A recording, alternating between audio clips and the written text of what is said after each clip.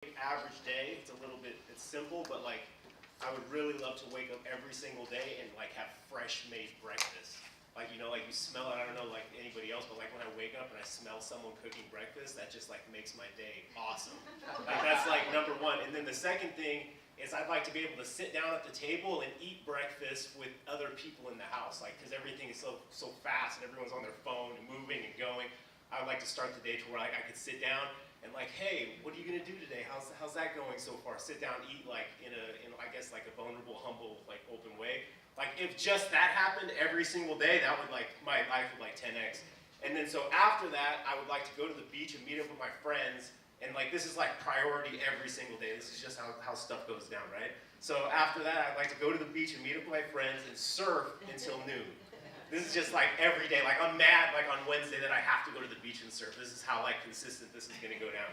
So then after surf, when my friends go and do whatever they do, I go to like the nice restaurant, like the one that you go to like sometimes with like your friends or something, like on a special occasion. Like, oh, we're gonna go to the steakhouse because it's a special occasion. It's like I'm going there every day for lunch with one of my business partners to talk about the future. Because it's one thing like when you sit around and you talk business, I don't know if you ever had this problem with your friends, like business, numbers, and that stuff's cool for a while, but like I like to talk about like what do you see in the future? Like what do you see maybe that I can't see? Like those kind of conversations to where we can think like bigger, to get like inspired so that when I leave lunch, I get to go to the office, right? To have like new ideas, and when I go to the office, the only reason I'm going to the office is so that I could check in with my staff and get an update on the progress, the positive progress of our projects, right? I don't work at my office, I just go to check in. So it's more like a visionary type of role where I could go in there and let them know like the direction and stuff that this should all go. But keep in mind, if all I did was wake up to fresh breakfast every day, that shit, like for real, that would be like hardcore 10x. So then after I leave the office, I feel confident that everything is going and they're doing their jobs correctly. After that, I would go home.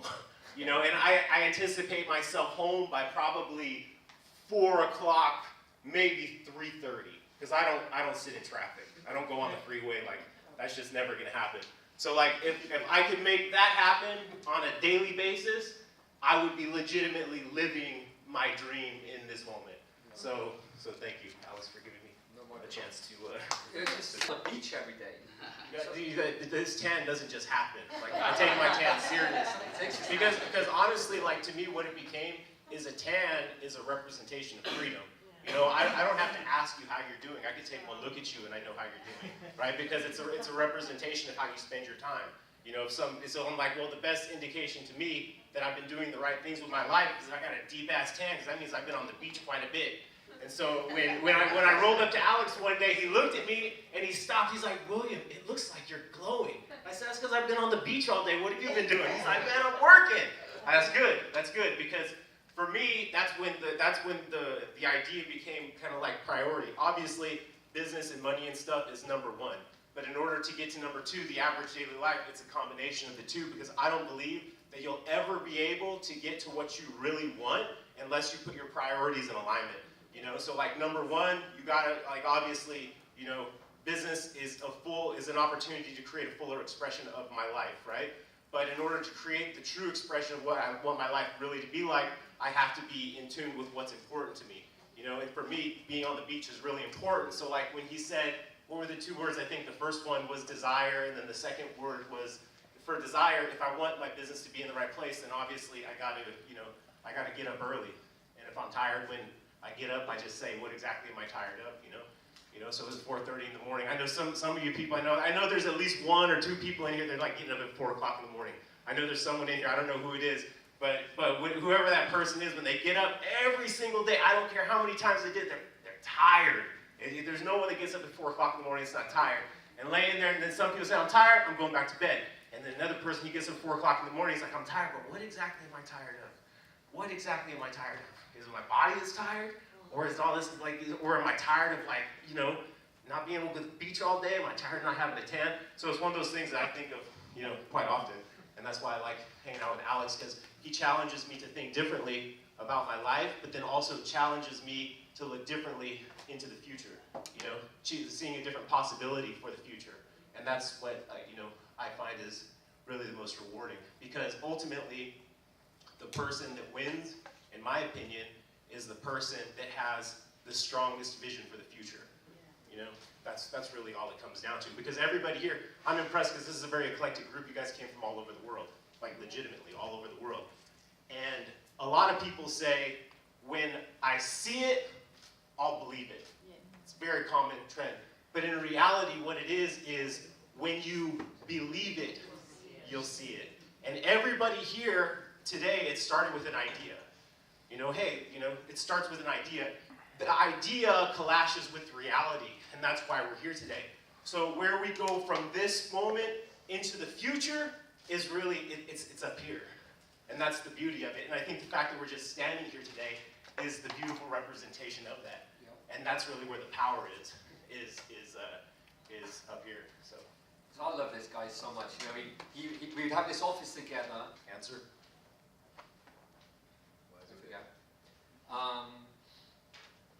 So let me just think of something, William. Okay, let's talk about this. Obviously, let's talk about vision, because this is good. We're going to be going now. Oh, I'm going to vision this. We're going to an open bar. I'm just going to quickly share. I've got a bar outside for you all. There's an open bar for the next hour. There's going to be drinks, food outside for you. I already vision that I'm going to have to look at everybody drinking alcohol, and I'm not. Right? I don't want any. But I'm already visioning the party, how I can navigate that. Well, what's your, when we spend a lot of time together, I love this guy, very just philosopher, it's incredible. I love you too, Alex. And everybody, on a scale of 1 to 10, I walked in, I saw the room, I'm like, Alex, this is level 10. And I don't give my 10s away, this is amazing. Everything you set up, this is amazing. Thank you. Yeah, vision. It's obviously, whenever we speak, it's about big visions. We have our own visions. Just share with people what goes. Echoed probably at a lot of people in the room is, Alex is a hard worker, and that's really few and far between, because there's working hard, which is just pointless working every single day. Yeah. Usually for someone else, that's probably the lowest form, and then there's working smart. But it's the consistency, every single time I would go to the office, he's there, and he works until the job gets done. And I was actually having a conversation with a friend of mine before we came over here, and he runs a big company. They sell e-commerce, millions of dollars a month. And I told him, I said, you know what, I feel the way you guys feel every single month, because my life is peaceful. It's good. I don't need to do anything else. I go, that's probably how you guys feel, and then you put it all in to go to the next level. You didn't have to do that. Life was good before. You didn't have to take that risk. But then it's the person that continues to take the risks when they don't have to. And then you see the outcome, Alex, man, you look good. You're level 10. Man, this looks like it just happened. It didn't just happen. It's consistently working hard, consistently investing, consistently going. It's that striving and desire to go to the next level. So for me, my vision of the future, if that's really, what this is about, my vision for the future is always to be better and further than I am today tomorrow. I don't want to sit here next year and tell the same stories that I had from 2017 or 2016 and that one good month I had. I want to come, next time you see me, and I want to have a bigger story to tell. I want to have something to drop your jaw. And I want it to be more than just numbers. Man, I made $500,000 last month. Be like, oh, that's whatever, that's cool. I want to have a story to go along with that. I want to tell you I made $500,000 and I took $250,000. And we went around the world. We went to Egypt, and I bought this thing, and it was this vibrational thing that was in the core of the center of the pyramid. And to be able to tell that, story, you're like, damn! Because in reality, that's what's going to get you up at 4 o'clock in the morning, not the numbers. The numbers are just a necessary evil of it all. You got to deal with the numbers. But in reality, the thing that's going to stimulate the creative process is the bigger why. Dude, why are we all here? That's the biggest thing, why, in reality. And I think when we ask that question, why are you here? It's easy to go back to the numbers. Because until the end of the world ends, 2 and 2 is always going to equal 4. So it's easy to wrap your mind around, why are you here? The real reason why. And that's what's going to carry you, when shit gets hard. And that's someone said, he's like, whoever sold you the dream and said this shit was going to be easy, I'm here to inform you that they lied to you. It's not going to be easy. And I think that it's... That's your vision board. Coming true. Thank you. Thank you. Thank you. See, there you go. It starts now. It starts now. starts now. So the most important thing is really that you align it with something that really means something to you, like the reason why you want to do it, and then also while you're doing it, make sure that it's fun. Make sure you have fun. People take life too serious. And like Alex said earlier, the one thing that's guaranteed is that we're not going to make it. We're all going to die. Guaranteed, 100%. So it's like you spent 70 years, you know, like, oh man, tomorrow, stressing out, losing sleep, and then it's over. So if you're out there, you're grinding, you got an idea about something that you want to do, you have this idea, this expression that's trying to come out of you. Because that's the agitation, is that there's something that I see in my mind that I want to see in reality. And that's what kind of shakes us. That's why I'm going to go to San Diego, because I got to get this out of my mind and I got to get it into the world. When you're on the mission to accomplish that, make sure that you have fun along the way. Or else what's the point?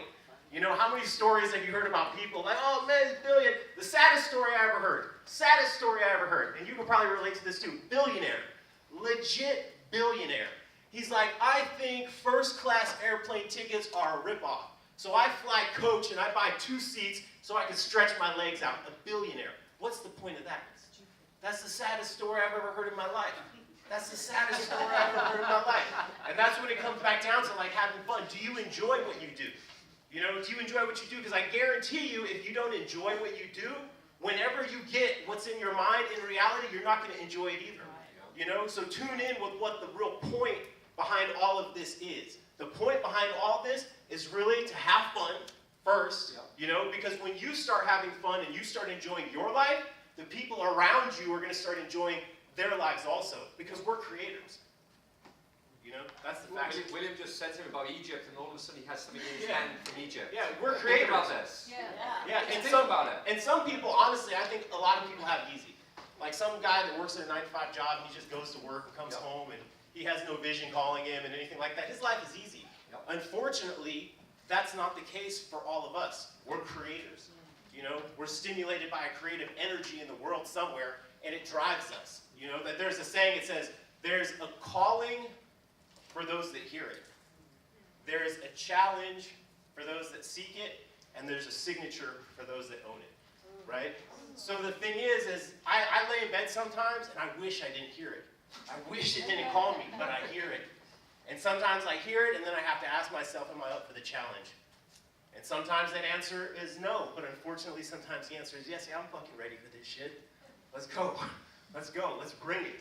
Before I came here, I was online, and in Peru, there's the longest wave in the world. It's in Chicama, Peru. And you can ride this wave for like 4 minutes. For the last 4 years, it haunts me. It haunts me. I know where it is. Why don't you just go? Why are you here? You could just go. You know, be in Peru. And I fought it, and I fought it. I'm sitting on my couch right before I came here. And I'm like, damn it. The swell is coming on the 1st. They send an alert out, hey, the swell is coming. I'm like, my life is good right now. I don't need to go to Peru. It's in the middle of nowhere. Why? And I opened up my cheapoair.com. Complete. Damn it! Why did I do that? Why? I want to go to Peru. I'm leaving on Wednesday. 4 o'clock in the afternoon. It's the longest wave in the world. And so the last question that I have, and I'll throw the mic back over to you. What's your longest wave in the world? You know? And this is a personal question for all of you to just kind of ponder. What is that one big thing that you want to accomplish or you want to do? That thing that you keep telling yourself, hey, I'm going to do this kind of like one day no matter what. Keep it in mind. Keep it with you all the time. And when the opportunity presents itself, because windows open and windows close all the time, that's life. You know, but when the opportunity presents itself, just remember, hey, shit, it's time. This is the time. This is how it shows up. And when you have that opportunity, you know, just like when I go now with my friend to Egypt, do it. And make sure you have fun when you're doing it. And you know, when you take that step, it's from that book, you know, Act Boldly and Unseen Forces Will Come to Your Aid. I believe that. So just go out there and do your thing and make sure you have a good time. Something actually different about the world other than the fact that there's no light, right? So people are like, oh my God, it's nighttime. But once you're out there for a while, so it's the same as being on the beach at 12 noon. It's just completely pitch black, dark. You can't see anything. So then you learn that being out in the world at nighttime is an irrational fear. There's no real basis behind it, right? So I looked up, I was telling Alex about this before we were in the thing. There's world records for the biggest wave in the world surfed at nighttime, but there's no world record for the longest wave ever surfed at nighttime, right? So the idea was when we were talking in the backyard is that I'm going to go out there when I'm there on Thursday, and I'm going to gun up at nighttime at one end and ride the longest wave in the world at nighttime, and I'll submit to see if I can get the world record for it. Because there's no world record